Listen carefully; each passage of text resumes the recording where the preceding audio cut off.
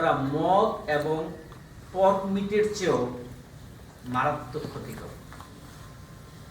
আমি যখন কেমব্রিজে পড়ি, এপিডেমিওলজি, আমাদের রিসার্চে পাওয়া গেছে drinking red wine once in a week is good for heart. আপনারা আবার আজকে থেকে শুরু করে দিন। এটা হলো অল্প পরিমাণে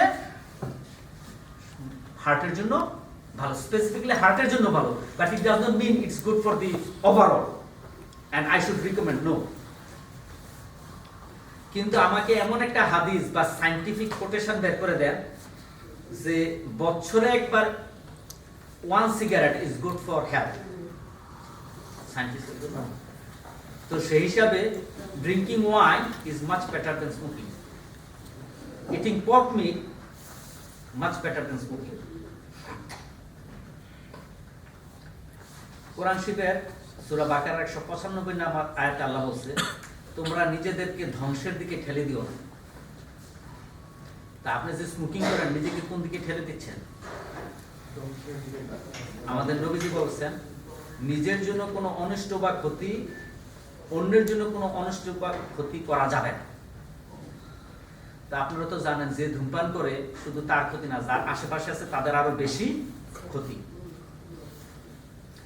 WHO ওয়ার্ল্ড হেলথ অর্গানাইজেশনের মতে নিকোটিন বা তামাকের নেশা প্রতি 6 সেকেন্ডে সারা বিশ্বে একজন মানুষকে হত্যা করে। Every 6 second one person is dying due to the nicotine of smoking. আমাদের নবীজি বলেছেন, প্রত্যেক নেশার বস্তুই খামার, আর প্রত্যেক নেশার জিনিসই হারাম। স্মোকিং এ কিছুটা নেশা হয় না? হয় বলেই সহজে ছাড়া যায়। মুসলিম শরীফের হাদিস নাম্বার 2003। আল্লাহ বলেছেন, তোমাদের জন্য পবিত্র বস্তু হালাল এবং অপবিত্র বস্তু হারাম করা হয়েছে। সূরা আরাফ 157। যেহেতু ধূমপান এক ধরনের ধীর গতি সম্পন্ন পয়জন, এটা আত্মহত্যার শামিল। আপনারা সবাই জানেন আত্মহত্যা করা কি মহাপাপ, এটা আত্মহত্যা। 400 religious verdict that smoking is haram. Okay, next, যেটা prevalent diabetes, আমি শেষ করে দেব within few minutes. Diabetes, এটা কি genetical? Yes, if it is type 1, but most of the diabetes in Bengali community, type 1 or type 2?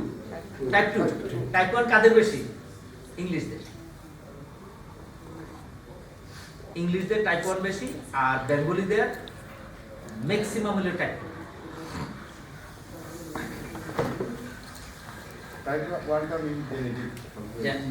Mainly genetical, but there is a hope, there is epigenetics. কারণ type 1 থাকলে হতাশ হওয়ার কোনো কারণ নাই। আমার যে total lifestyle modification package, you can improve, but type 1 will not be 100% cured.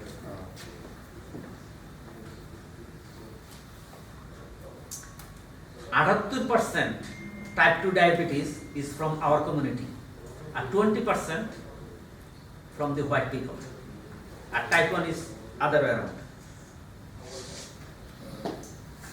আচ্ছা, এখন আসেন যে লং টার্ম ইলনেস, এটা type diabetes, stroke, heart attack, এর কত পার্সেন্ট আমাদের টাওয়ার হ্যাবিটস আছে? 70 না, long term 22%। Long term illness or disability. Of these residents, about 3/4 say conditions limits their daily activities. তার মানে আমাদের কমিউনিটির 22% লং টার্ম ইলনেসে ভোগে, ডায়াবেটিস। আর এই 22%-এর মধ্যে 76% বলে যে এই ডায়াবেটিস বা স্ট্রোক এর কারণে তাদের ডেইলি অ্যাক্টিভিটিস করতে অসুবিধা হয়। আর ন্যাশনালি লং টার্ম ইলনেস আছে 38%, তাহলে আমাদের কাউন্টারসে কম 22%। Nationally 38% disability, long term illness মিলে, কিন্তু 38% হলো 54% से 54% যে এই লং টার্ম ইলনেস বা disability stop their daily activities. So there is something to think about what is going on in term hundreds. 22% লোক লং টার্ম ইলনেস অথবা ডিসেবিলিটি আছে। এই 22% এর মধ্যে 76% দৈনন্দিন কাজকর্ম করতে পারে না। আর জাতীয়ভাবে in UK 38% long term illness এবং ডিসেবিলিটি। এই 38% মাত্র 54% তারা ডেইলি অ্যাক্টিভিটিস করতে পারে। সো আমাদের লং টার্ম ইলনেস 22% হইলেও যাদের আছে তাদেরটা সিরিয়াস বেশি।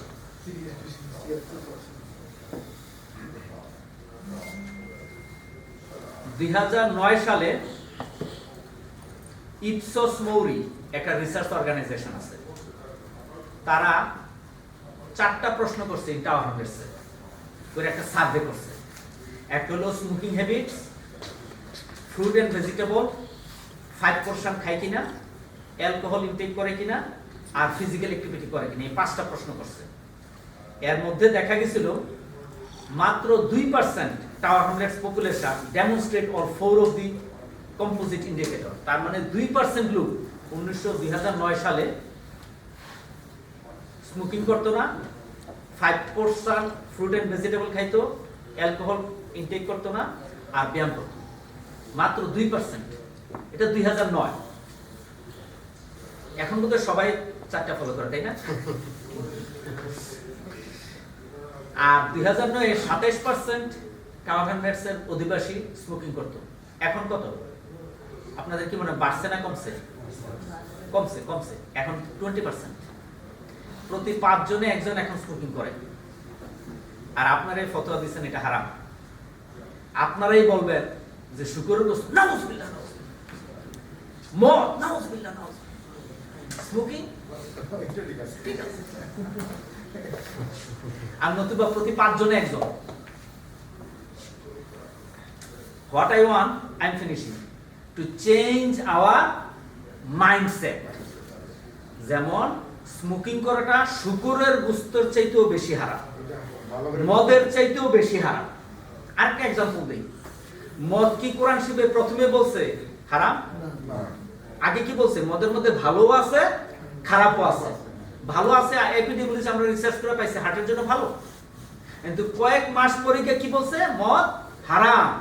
এর মধ্যে খারাপের পরিমাণ বেশি, ভালোর পরিমাণ কম। অতএব এটা তোমরা খাইও না। আজ পর্যন্ত কোন সায়েন্টিস্ট বলছে স্মোকিং এর মধ্যে কোনো কিছু ভালো আছে? আমি শুনি নাই। 32টা কেমিক্যালস আছে। এর মধ্যে একটা হলো আলকাত্রা, কোলটা, যেটা পুরনো জাল আর ভাঙ্গা নৌকা আর গ্যারার মধ্যে আমরা দিই। কোলটা, আলকাত্রা, আমরা এটা খাই।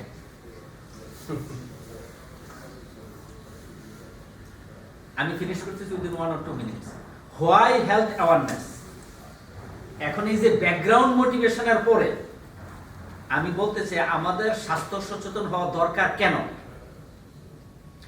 এর সম্পর্কে আমাদের নবীজি বলেছেন, there are 2 blessings which many people do not appreciate. One is health, another is free time. আপনার অনেক মিলিয়ন মিলিয়ন বিলিয়ন পাউন্ড টাকা থাকতে পারে, রাজপ্রাসাদ থাকতে পারে, কিন্তু আপনার হেলথ যদি ভালো না থাকে,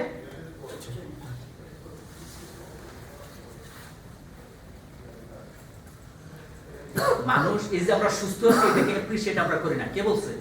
আমাদের নবীজি। আর হলো অবসর সময়, উই ওয়েস্ট টাইম। আমরা বলি time is money, right? That's wrong. Time is life. Time finish means you are going to die. ছোটবেলায় শুনছি time is money, time is life.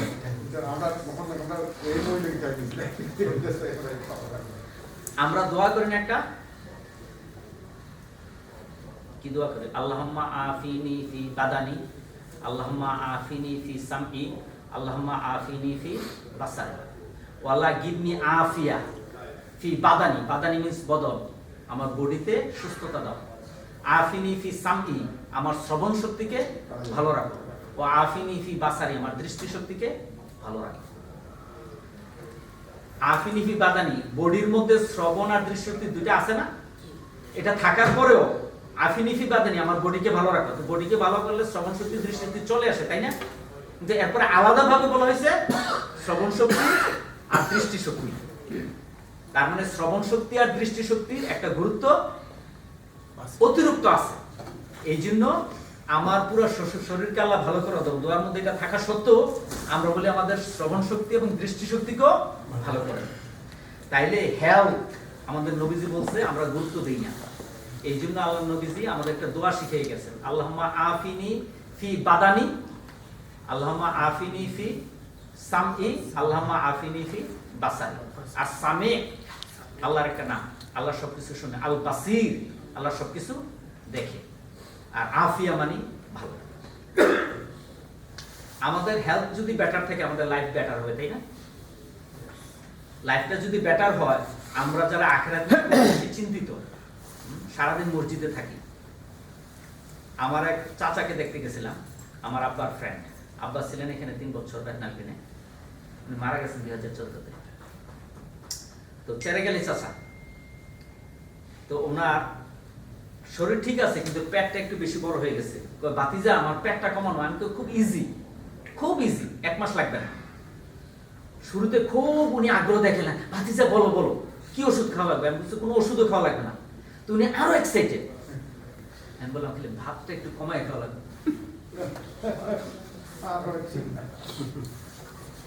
ভাতটা একটু কমাই খাওয়া লাগবে। এই আলোচনায় আমরা আগামী বৃহস্পতিবার আসবো ইনশাল্লাহ। আমি এখন শেষ করে দিচ্ছি। আমাদের অভ্যাস এবং লাইফস্টাইল একটু মডিফাই করতে হবে, তাহলে আমরা সুস্থ থাকতে পারবো। আর সুস্থ থাকলে লাভ হবে কি, উনি রুকুতে গিয়া সুবহানা রাব্বিয়াল আযীম 3 বারের বেশি বলতে পারে না, কোমর ব্যথা থাকতে পারে না। তো আমি বললাম আপনার পেট যদি একটু কমে, আপনি 15 বার পর্যন্ত বলতে পারবেন, তাহাজ্জুদে বেশিক্ষণ দাঁড়িয়ে থাকতে পারেন। তাই আমি বললাম আপনার যদি ঘুমটা ভালো হয়, আপনার ওজনটা যদি কমে আসে, ওপেন হার্ট সার্জারি হয়েছে, আপনি যে এতগুলো ওষুধ খেয়েছেন একটাও খাওয়া লাগবে না। তো আমরা যারা আখিরাতের জন্য পাগল, একবার যদি একজন মানুষের তুলনায় আরেকজন মানুষ সুবহানাল্লাহ বেশি বলতে পারে, বেহেশতে তার স্থান অনেক উপর হবে, তারকার মতো জ্বলতে থাকবে।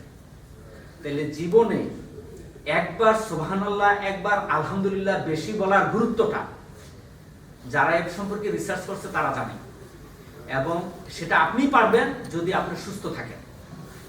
আপনি যদি সুস্থ থাকেন এটা সম্ভব।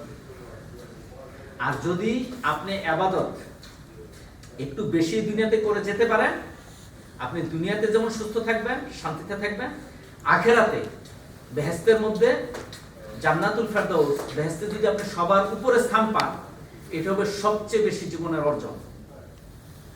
Money is lost, nothing is lost, health is lost, something is lost, character is lost, everything is lost. তো ক্যারেক্টার নিয়ে কথা বলতে আমি আসি নাই, আমি বলছি health is lost, something is lost. তো এই জন্য আমাদের হেলথের দিকে গুরুত্ব দিতে হবে। আমি শেষ করে দিচ্ছি উইদিন 2-3 মিনিটস। সলিউশনের দিকে আমরা চলে আসছি। ওবিসিটি এবং বেশি খাওয়া নিয়ে আমরা কথা বলতেছিলাম। আপনারা আইডেন্টিফাই করে ফেলছেন যে আমাদের সব সমস্যার মেজর কেন্দ্রবিন্দু হলো অতিরিক্ত ওজন এবং ওবিসিটি। আর ওবিসিটি, অতিরিক্ত ওজনের মেইন কারণ হলো খাওয়া। এই খাওয়া সম্পর্কে 20 নম্বর সূরার 81 নম্বর আয়াতে আল্লাহ বলছেন, আমরা তোমাদের যে রিজিক দান করেছি তা থেকে ভালো ভালো বস্তু খাও, আর এতে সীমা লঙ্ঘন করিও না, পাছে আমার ক্রোধ তোমাদের উপর অবধারিত হয়ে যায়, আর যার উপরে আমার ক্রোধ অবতারিত হয়েছে সে ধ্বংস হয়ে যাবে। আল্লাহ বলছেন কি, তোমরা খাও কিন্তু সীমা ছাড়াই না।